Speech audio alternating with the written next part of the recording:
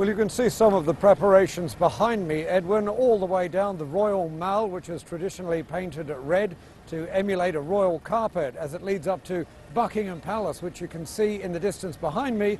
But all the way down the Mall, you see large Chinese and British flags hanging, and you see these in other areas around the city, of course, the most being in Chinatown, which at the moment has more decorations up than New Year to welcome the president. It's quite a sight to see down there. He will be landing this evening, but the official welcome is not this evening, so he'll be heading straight down there to Buckingham Palace, where he'll be spending the night.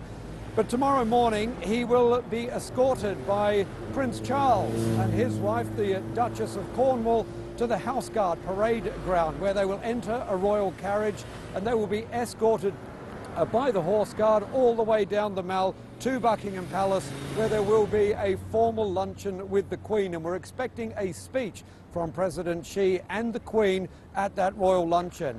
After that, he heads down to Parliament to give a speech to both houses, the the House of Commons and the House of Lords. And then there are more meetings before he heads back to Buckingham Palace for a royal banquet.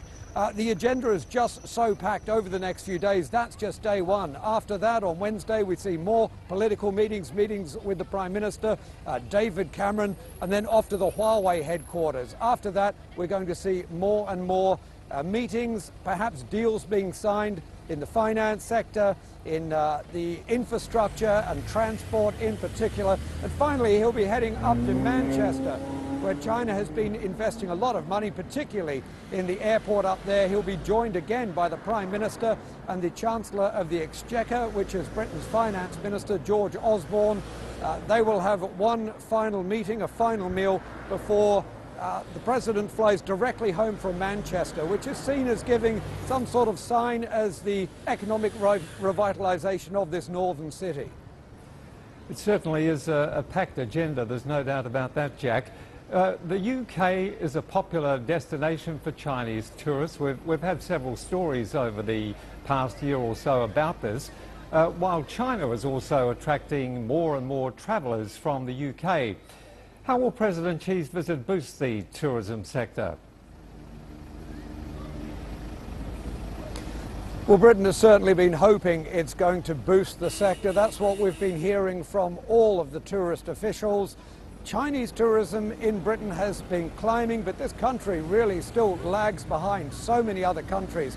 In terms of visitors to London, which doubled last year, it still is only a third of the number of visitors heading to Paris. And that's really because countries like France and most European countries belong to the Schengen zone. So if you apply for a visa for one country in the Schengen zone, you get a visa for all of those countries. But Britain remains outside of the zone. It's intent on staying outside of the zone. So it doesn't make a lot of sense to get multiple visas. They're trying to change that now by introducing a visa where they can get a UK visa and a Schengen visa. They're also offering 50,000 free visas to Chinese travellers to try and boost those numbers.